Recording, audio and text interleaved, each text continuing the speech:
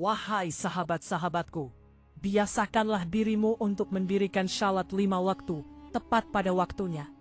Hanya dengan berpikir bahwa mungkin saja ini adalah adzan terakhir dalam hidupmu. Mungkin saja salat ini, sujud ini, adalah sujud terakhir dalam hidupmu. Ramadan ini bisa jadi adalah Ramadan terakhir dalam hidupmu. Mungkin sahur berikutnya tidak lagi ada dalam takdirmu. Betapa banyak orang yang berkata, tahun depan kami akan berpuasa. Namun sebelum Ramadan tahun berikutnya tiba, mereka telah pergi meninggalkan dunia yang fana ini. Saudara-saudaraku, inilah bulan di mana Allah setiap hari bertanya, adakah yang memohon? Adakah yang menangis agar aku terima air matanya? Adakah yang ingin melepaskan beban dosanya, yang ingin meringankan beban dosa itu? Aku akan ampuni segala dosanya sebagai sedekah di bulan Ramadan ini. Saudara-saudaraku, jika karena dirimu seseorang menangis, padahal engkau sedang berpuasa. Jika karena dirimu seseorang menderita. Jika sepanjang malam seseorang tidak bisa tidur karena perbuatanmu, namun engkau berdiri menyambut Ramadan dan menunggu waktu berbuka, maka ingatlah saudara-saudaraku. Dosa terbesar di antara dosa-dosa adalah mematahkan hati seseorang. Dosa terbesar adalah menghancurkan hati manusia. Dan ibadah yang paling agung di antara ibadah adalah menyatukan kembali hati yang hancur. Jangan lakukan dosa yang akan memakan habis ibadahmu. Sebab, dosa mematahkan hati seseorang itu memakan kebaikanmu seperti api memakan kayu bakar. Setelah memberikan kesedihan, memberikan rasa sakit, dan meninjak-injak harga diri seseorang, apakah engkau pikir akan terus bisa tersenyum selamanya? Tidak, wahai hamba Allah. Ini hanya masalah waktu, karena di setiap tikungan hidup, seseorang pasti akan menanggung akibat perbuatannya sendiri. Sahabat-sahabatku, di sisi Allah bukan hanya jumlah sujud yang dilihat, tetapi kondisi hati juga dilihat. Jika engkau benar-benar ingin puasamu sampai ke langit, maka pertama-tama temuilah hati yang telah engkau sakiti sekali, bahkan berkali-kali. Usap air matanya, mintalah maaf kepadanya. Sebab pada hari ketika mizan, timbangan ditegakkan, urusan hati yang hancur akan diadili paling pertama. Pada hari kiamat, perhitungan hati yang patah akan diambil paling awal. Dan pada hari itu, manusia akan meronta-ronta demi menyelamatkan kebaikannya, menyelamatkan sujudnya, menyelamatkan puasanya. Namun satu rintihan, dari seseorang akan mengguncang seluruh ibadahnya. Bayangkan saudara-saudaraku, jika di hari kiamat orang yang sama berdiri di hadapan Allah dan berkata, orang yang engkau hina sepanjang hidup, yang engkau rendahkan, yang engkau injak-injak harga dirinya, yang engkau buat hidupnya sengsara. Jika di hari kiamat orang itu berdiri di hadapan Allah dan berkata, ya Allah, orang ini telah merusak kehormatanku di depan orang banyak. Kata-katanya yang kasar telah menghancurkan hatiku dari dalam. Saudara-saudaraku, di hari itu kekuatanmu tidak akan berguna, kedudukanmu tidak akan berguna, jabatanmu tidak akan berguna, ketenaranmu tidak akan berguna. Hanya amal yang akan bicara. Sebelum waktu habis, ubahlah sikapmu, lembutkan lisanmu, karena di mata Allah, hati yang kau satukan kembali jauh lebih berharga. Hati yang menangis di hadapan Allah jauh lebih berharga. Siapapun yang menangis, ia menangis di hadapan Allah. Siapapun yang mengadu, ia mengadu kepada Allah. Mereka yang tak punya sandaran di dunia adalah yang paling dekat dengan Allah. Dan saudara-saudaraku, Ramadan adalah bulan di mana satu malamnya lebih baik dari 1000 bulan. Bukan 1000 hari, bukan 1000 malam, tapi lebih baik dari 1000 bulan. Satu malam di mana pintu-pintu langit dibuka. Ini adalah pintu-pintu tempat turunnya rahmat ke bumi, dan semua pintu neraka ditutup rapat. Di dalamnya pahala satu kebaikan dilipat gandakan berkali-kali lipat. Ini bukan bulan biasa. Ini adalah Ramadan. Ini bulan rahmat, bulan ampunan dan keselamatan. Nabi kita SAW, ketika menapakkan kaki di anak tangga mimbar yang pertama, beliau berucap amin. Lalu melangkah ke tangga kedua, beliau kembali berucap amin. Lalu melangkah ke tangga ketiga, beliau kembali berucap amin. Para sahabat bertanya, "Ya Rasulullah, hari ini kami mendengar sesuatu yang baru dari Anda. Mengapa Anda berucap amin di setiap anak tangga?" Maka Nabi Shallallahu Alaihi Wasallam bersabda bahwa malaikat Jibril datang kepadaku. Dia berdoa dan memberikan kutukan bagi orang-orang tertentu. Jibril berkata, "Celakalah orang yang menjumpai bulan Ramadan namun tidak mendapatkan ampunan bagi dirinya." Maka ketika aku melangkah ke tangga berikutnya, aku berucap amin. Saudara-saudaraku, hal yang perlu direnungkan adalah yang berdoa untuk kehancuran orang yang tidak menghargai Ramadan itu bukan orang sembarangan, tapi Jibril. Dan yang mengaminkannya adalah pribadi yang paling mulia, kekasih Allah. Sekarang katakan, bagaimana orang seperti itu bisa selamat? Orang yang menjumpai Ramadan namun tidak bisa mendapatkan ampunan, bagaimana dia bisa tenang? Bagaimana dia bisa damai jika dia tidak menghormati Ramadan dan tidak menghargai nilainya? Pikirkanlah, ke pintu mana lagi dia akan mengetuk? Di bawah naungan mana lagi dia akan bersembunyi? Jika yang mengutuknya adalah Jibril dan yang mengaminkannya adalah kekasih Allah. Ramadan adalah bulan di mana para pendosa dipanggil. Kemarilah, akan aku ampuni. Kemarilah, akan aku sucikan. Kemarilah, akan aku ubah namamu dari ahli neraka menjadi ahli surga. Namun jika seseorang tetap bersikeras dengan egonya, dengan kelalaiannya, dan tetap mengejar hawa nafsunya, bukankah itu sebuah kemalangan besar? Saudaraku, jangan-jangan kita adalah orang-orang yang makan sahur tapi tidak bertobat? Jangan-jangan kita adalah orang-orang yang berbuka tapi tidak membersihkan hati? Kita shalat tarawih, tapi lisan kita masih melukai orang lain, masih memberikan rasa sakit pada orang lain? Takutlah pada saat itu ketika Ramadan bertanya kepada kita, "Aku telah datang padamu, apa yang kau berikan padaku? Apakah kau mengubah dirimu?" Dan jika pada hari itu kita tidak punya jawaban, air mata pun tidak akan berguna. Karena itu, sekarang masih ada waktu. Nafas masih berhembus. Jangan tanya pada lampu berapa sisa minyaknya. Dan jangan tanya pada nafas berapa sisa permainannya.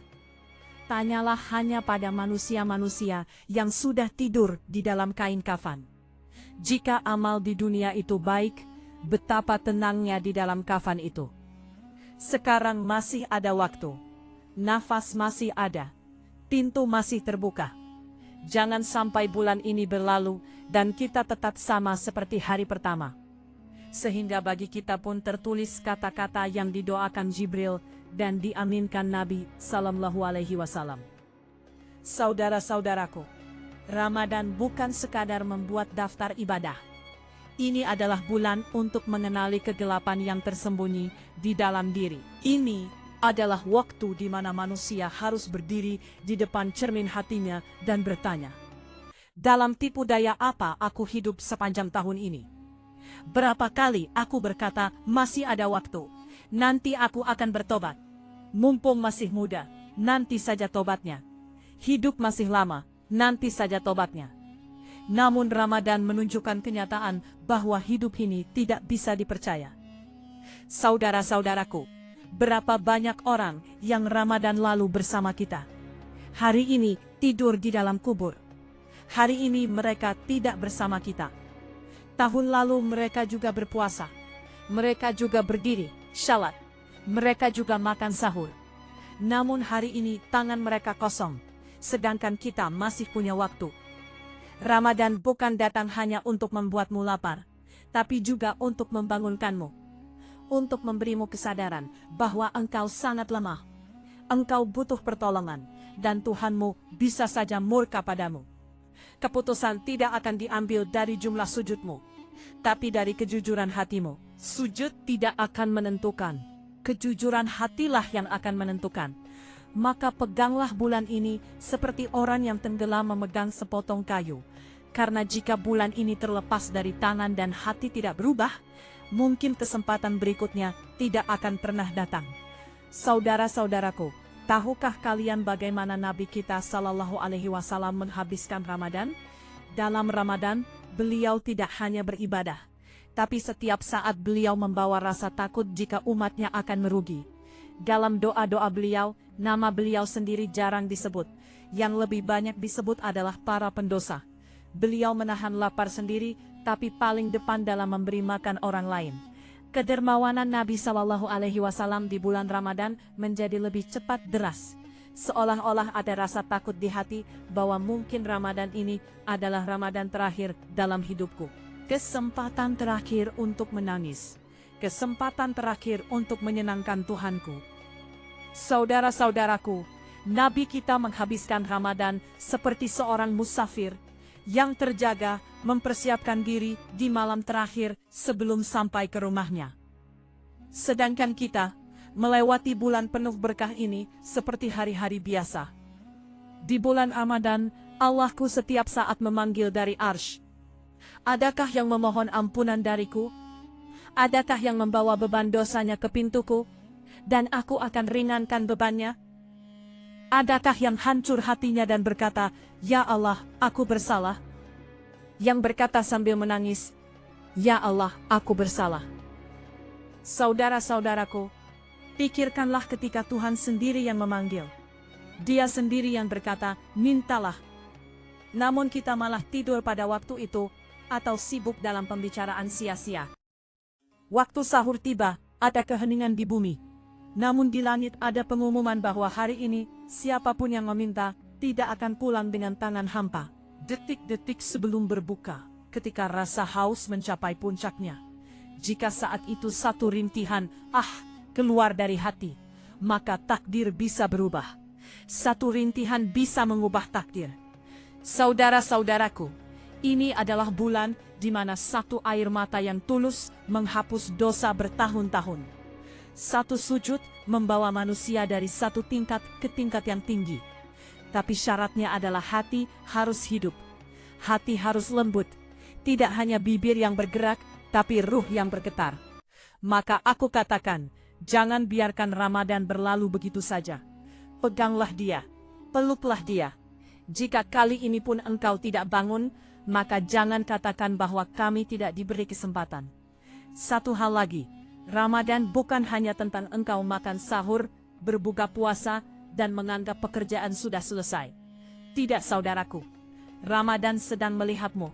Hatimu sedang dilihat, niatmu sedang dilihat.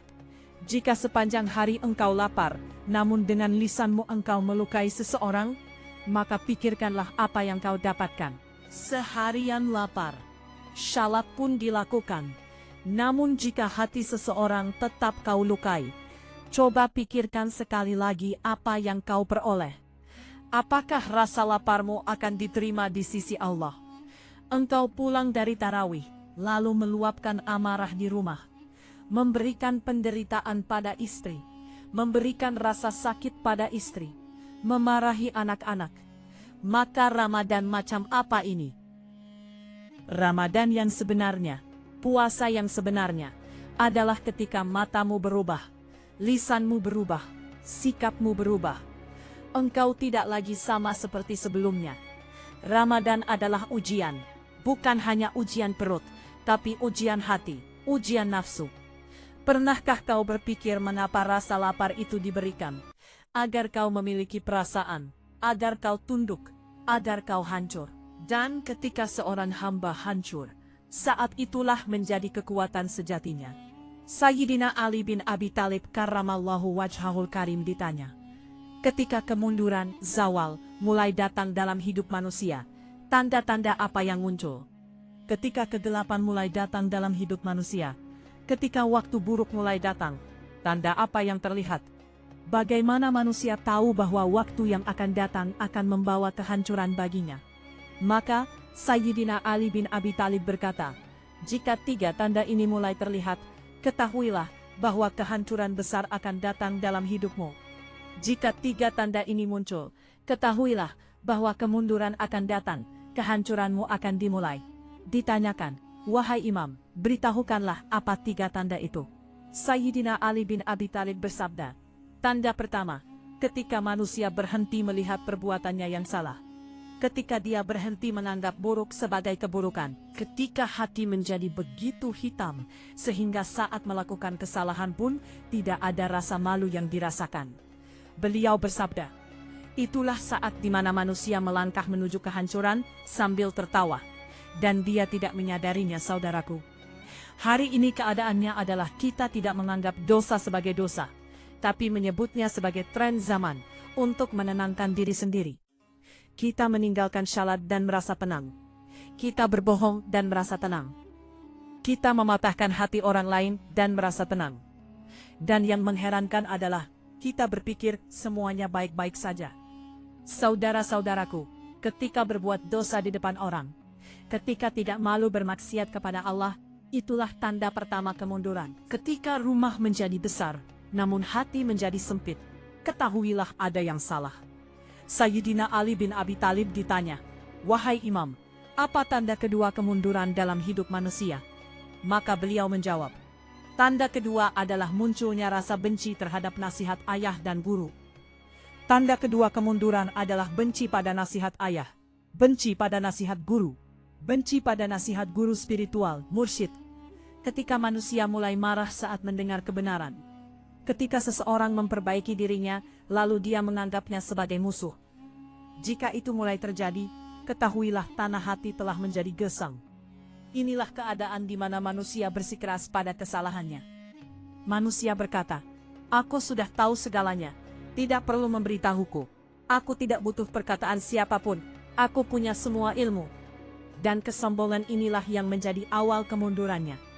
Orang yang bukannya memperbaiki wajahnya setelah melihat cermin, tapi malah memecahkan cermin itu, dia telah menutup sendiri pintu perbaikannya.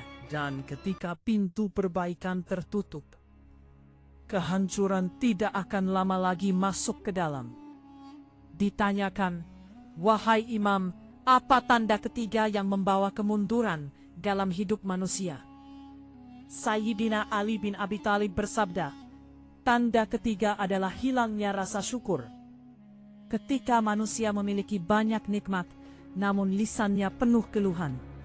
Ketika ada rumah, namun di dalam hati ada ketidaksyukuran. Ketika rezeki datang, namun dianggap sedikit, rezeki yang diberikan Allah dianggap remeh. Beliau bersabda, jika itu terjadi, ketahuilah kemunduran sudah berada di depan pintu. Syukur adalah perisai hati yang meringankan musibah. Namun saudaraku, ketika perisai ini pecah, penderitaan kecil pun akan terasa seperti gunung. Manusia melihat piring orang lain, tidak melihat piringnya sendiri. Menghitung kendaraan orang lain, melupakan atap rumahnya sendiri. Dia selalu berpikir tentang apa yang tidak dia miliki, namun tidak berpikir tentang apa yang sudah dia miliki. Ketidaksyukuran membutakan hati. Saudara-saudaraku, manusia memiliki segalanya, namun tidak menghargainya. Inilah ketidaksyukuran, dan itu membutakan hati. Banyak nikmat tergeletak di depan mata, namun manusia tidak melihatnya. Apakah anak bukan nikmat? Apakah atap rumah ini bukan nikmat dari Allah? Sudahkah kita mensyukuri nikmat ini? Namun tidak. Nikmat ada di depan, tapi manusia tidak melihat. Orang yang tidak bersyukur selamanya akan buta. Jika dia punya penglihatan hati, bukankah dia akan bersyukur? Saudara-saudaraku, Allah menguji seseorang dengan memberi, dan menguji yang lain dengan mengambil. Banyak orang yang Allah beri dan tidak pernah dia ambil kembali. Mereka adalah orang-orang yang selalu bersyukur dalam keadaan apapun. Yang di lisannya bukan keluhan, tapi Alhamdulillah. Yang dalam kesempitan tetap memegang tangan Tuhan, dan dalam kelapangan tetap berjalan dengan menundukkan kepala. Saudara-saudaraku, ujian bukan hanya soal kehilangan. Terkadang mendapatkan segalanya pun adalah ujian. Allah menguji dengan memberi, menguji dengan mengambil. Perbedaannya hanya satu. Sebagian orang berubah setelah mendapat nikmat. Dan sebagian lagi justru semakin menunduk dan semakin dekat dengan Allah setelah mendapat nikmat.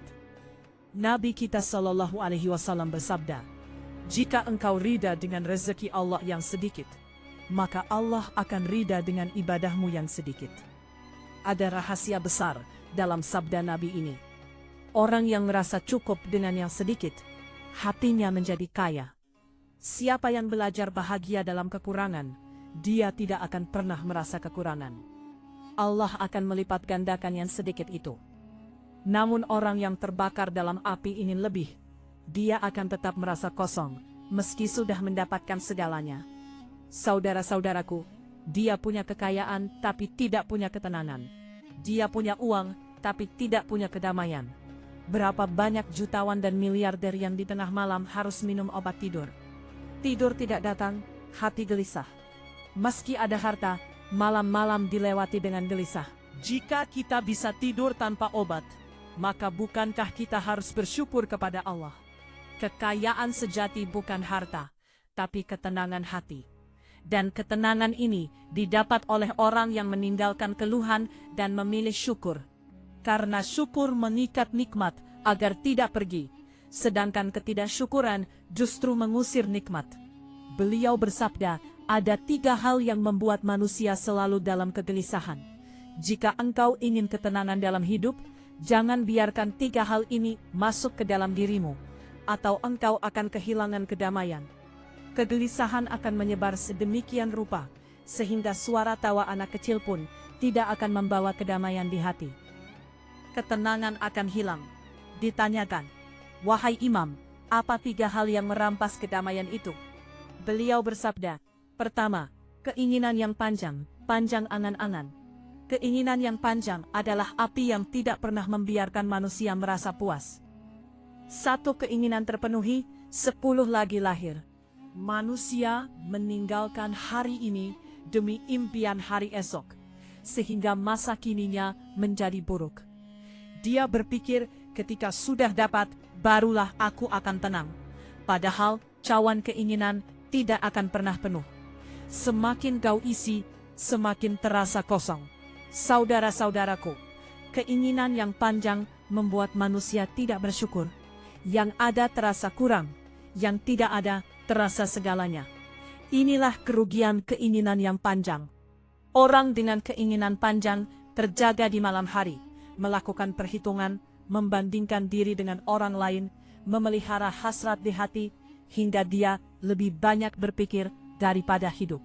Dan dalam pikiran inilah, dia kehilangan kebahagiaan dan ketenangan hidup yang sebenarnya. Sayyidina Ali bin Abi Thalib ditanya, wahai imam, apa hal kedua yang merampas kedamaian? Beliau bersabda, hal kedua adalah selalu mengingat masa lalu. Orang yang selalu mengingat masa lalu, menyimpan hari kemarin di hatinya, seolah itulah hidupnya yang sebenarnya. Kepahitan lama, pengkhianatan lama, kegagalan lama, terus diulang-ulang. Dia tidak bisa lupa siapa yang melakukan apa, siapa yang menyakiti hati, siapa yang menikam dari belakang, siapa yang meninggalkannya.